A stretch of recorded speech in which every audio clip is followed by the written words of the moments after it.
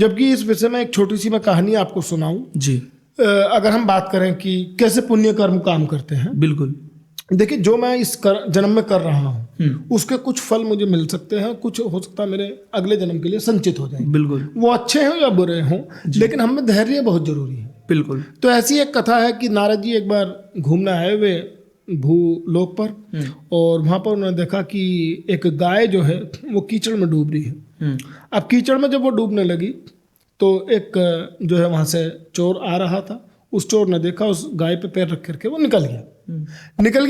जब वो थोड़ी दूर पहुंचा तो उससे जो एक सोने की असरफी मिली, वो बड़ा खुश होता हुआ उस असरफी को लेकर के चला गया। अब थोड़ी देर बाद एक साधु आए, उन्होंने गाय को देखा, अच्छा भी ये कीचड़ में जा रही है, तो उन्होंने उसको बड़ी मेहनत करके उसको बाहर निकाला। जी। निकालने के बाद में जब वो आगे चले तो एक गड्ढे में फंस करके पैर उनका वो गिर पड़े और उनका पैर टूट गया।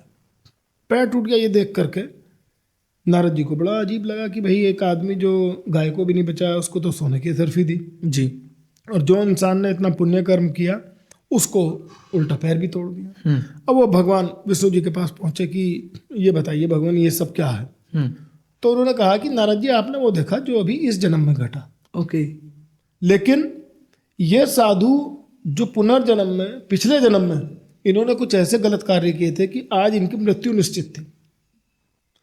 चूंकि उन्होंने गाय की मदद की तो तुरंत हमने उसके पुण्य बढ़ा दिए और उसकी वो मौत जो है वो आपका केवल पैर टूटने तक सीमित रही। बिल्कुल। इस डाकू की बात बता दें, वो तो इसके इस जन्म के कार्य हैं जिनकी वजह से डाकू बना।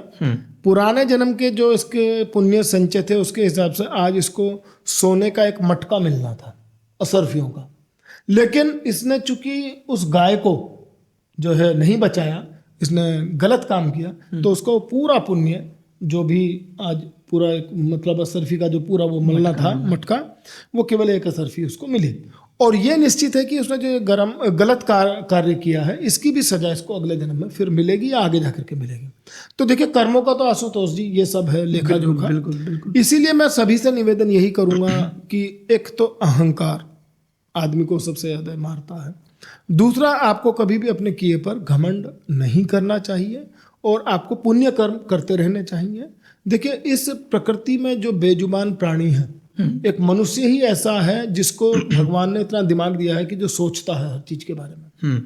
बाकी पशुओं को पक्षियों को इतना दिमाग नहीं दिया कि वो अपनी जीविका उपार्जन कर सकें। बिल्कुल। इसका मतलब यह है कि आपके आजू बाजू इर्द गिर्द जो रहने वाले पशु पक्षी हैं उनकी सेवा की भी जिम्मेदारी आपकी है। बिल्कुल। तो एक तो आप बेजुबान प्राणियों की सेवा जरूर करें।